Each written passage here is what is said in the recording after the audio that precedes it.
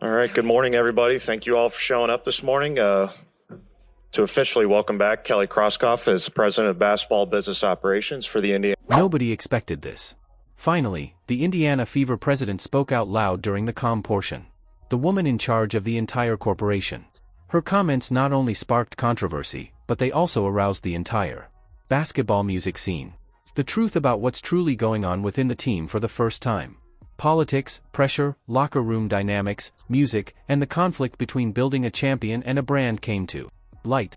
And everything you think is accurate regarding Caitlin Clark's situation in Indiana is changed. Let's go back to the beginning of this story.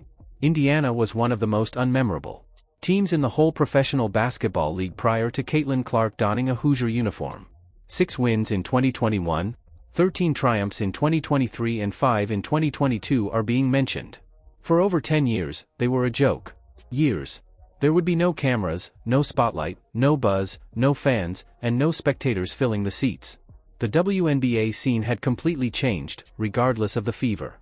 A once proud franchise became an afterthought, but no one in that front office could have planned what happened, no matter how hard they tried.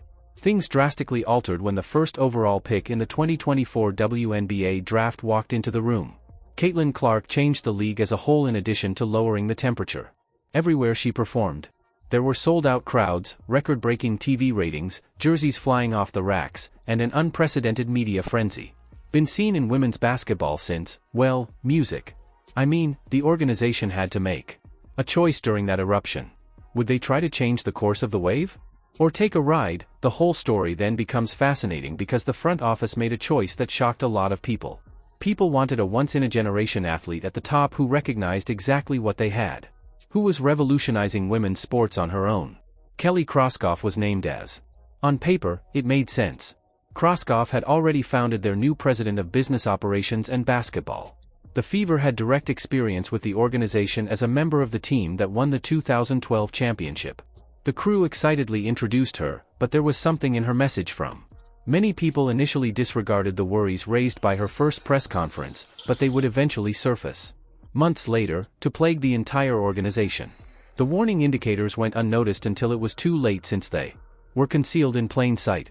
At this point, everything collapsed. Caitlin Clark's injury absence in July 2025 is a concern for the Fever. Because of a groin issue that has been bothering her for weeks, Clark has only taken part in. This season, the team has played 11 games. Fans are frustrated. The team is close to qualifying for the playoffs. There is growing pressure. Amidst all of that, the footage from Kroskoff's initial press conference mysteriously reappears on social media that same day. The internet uncovers something concealed in the October 2024 speech that most people had totally disregarded. "This is about the Indiana Fever," Kroskoff said, staring straight at the cameras. "Yes, Aaliyah Boston and Caitlin Clark are our key actors, and we intend to continue adding to them during the press conference. But I want this team to be a national leader and an enduring brand, like Apple or something. Something like Apple." That was all that was needed.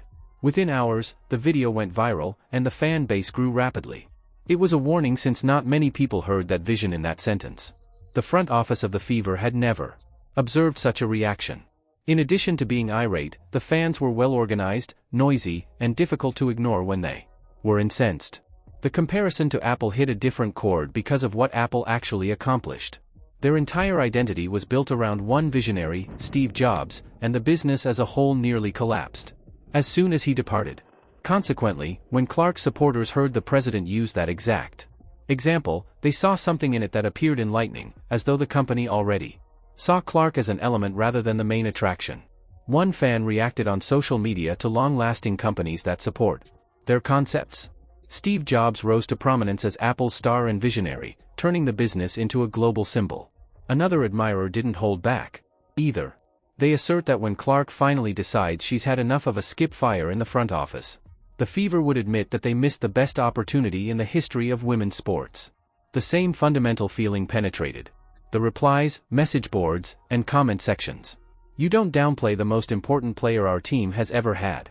And you continue to think about her." The backlash wasn't just noise, it was a choice. And someone in that group became aware of the seriousness of the situation since Kroskoff's complete. A few hours after the video went popular, the account vanished completely. Where there had been a social Just a few days ago, there was silence in the media rather than a message or an explanation. This is where it gets even more complicated. More intricate.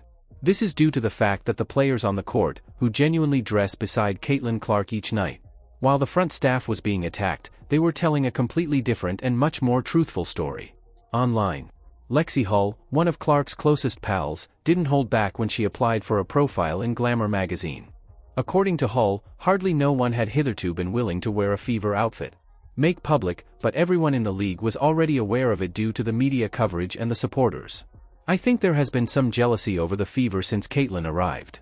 She went one step farther and revealed that teams from across the league have been openly debating topics like, "We can't." Allowing the Fever to take over in their own locker rooms was an unsettling truth that had been growing over the course of 2 seasons. Was made clear by Hull's comments. These days, the Fever does more than just play basketball. Each time they step onto the court, they walk into a situation where other teams have singled them out because of the guys on their squad. And because of one player, not the team's performance. Sophie Cunningham went above and beyond. The player who made a name for herself as Clark's floor enforcer, who made it clear from the start that taking cheap jabs at her colleague would have consequences, had previously coming forward and corroborated what the entire league had been speculating about. Cunningham claimed to have heard. She stated that conversations regarding Clark in the locker room were explicit when she was still at Indiana. Phoenix. That competitors weren't just trying to win, they were trying to make a message. Music. The tale of Clark being receiving an endless welcome to the W moment after being physically attacked has been documented throughout the season. The physical play directed at Clark was so intense that even unbiased onlookers were taken aback. Additionally, a lot of people were really doubting whether the officiating had sufficiently protected her by the time her season terminated after just 13 games due to a groin injury. An increasing number of individuals were closely monitoring. Stated that the answer was no, but that was just the beginning. The insider information about what? As all of this was taking place in the public glare, it was starting to come to light what it was like to be Caitlin Clark's colleague. Moreover, it was not what the critics had expected. Caitlin Clark's critics wanted a simple plot. Had pushed the hardest, that she caused problems in the changing area, and that the players didn't like her. That no team could withstand the fractures brought on by the fame and attention. In September 2024? In a podcast, Hall of Famer Cheryl Swoops claimed that key members of the Fever were quietly showing their disinterest. It soon spread that they could no longer manage the situation surrounding Clark. As the Fever entered its second season together, it was incorporated into the background noise. Or it was played repeatedly everywhere.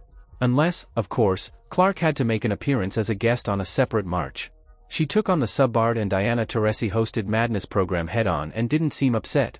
She was extremely calm about it and didn't act defensively. Basically, you become used to people thinking they know what happens behind closed doors when, in reality, they don't. In addition, the guys in that locker room kept encouraging her. During the 2025 playoffs, Clark's teammates flooded the floor after she healed from her wounds. After the game, they interrupted her interview and showed up for her at short notice. That nobody had anticipated. The celebration in the locker room following the Fever's Commissioner Cup victory was genuine. Laughing and genuinely happy for one another, players linked in a way that didn't read like an act. No one in the media has yet to assemble this information. It was never clear whether or not Caitlin Clark's teammates liked her. The Fever narrative's primary concern was if the front office, which oversaw them all, was ready to surround her with the right components and devote all of their attention to the endeavor. The difference is that Boston had a close bond because the links were real on the court level. Aaliyah. Before they had even played a game together, new players like Sophie Cunningham defended Lexi Hull with Clark. Were gushing about Clark. Michaela Timpson, the rookie who made the final roster, professed genuine appreciation for Clark in a manner that is hard to replicate. After the expansion draft, Clark made remarks on Instagram for 2 of her teammates, stating things like, "Cub I love you," for Christy Wallace and "My Aussie for life," for Chloe BBY.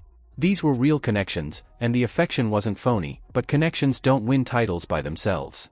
And that was the tension at the core of everything. Kelly Kroskoff's entire, not just the Apple soundbite, but statements from the October 2024 press conference included something that many individuals overlooked in their rush to voice their disapproval. Krokoff talked about the long game when she said that she wished the Fever to be a long-lasting brand. She said that sometimes it takes a generation to advance, and that Caitlin Clark was 10 years old when Indiana won its last championship in 2012. Maybe the team had been setting the seeds for a 10-year-old who would find inspiration while working for someone else the entire time. In what the Fever was doing at the time. It all depends on how you interpret the actual priorities of the front office. Whether you think that's vision or misdirection is debatable, but it's undeniable. Because of a brand? The fans who went to the Fever starting in 2024 did not show up. They were there because of a player. They drove for hours on end and made payments the WNBA had never seen before. The league had never expected. The amount of spectators. When Clark's ailments kept him from playing, ticket sales also declined. TV ratings fell in ways that were measurable, documented, and publicly accepted. There was no doubting the clear, stark reality of what Clark meant to that team. Nevertheless, the organization's top executives continued to send out messages. To the group, the organization, and the brand, as if the individual drawing so much attention was somehow. Apart from that, one of Kroskop's remarks during that news conference was particularly noteworthy. If you are a smart basketball player and you see how Caitlin Clark plays, you would want to play alongside her, she said. Additionally, the Fever's recruiting success has quietly evolved into one of the WNBA's most captivating narratives. That proved to be more accurate than even she was aware of at the time. To go to Indiana, players had to take pay cuts.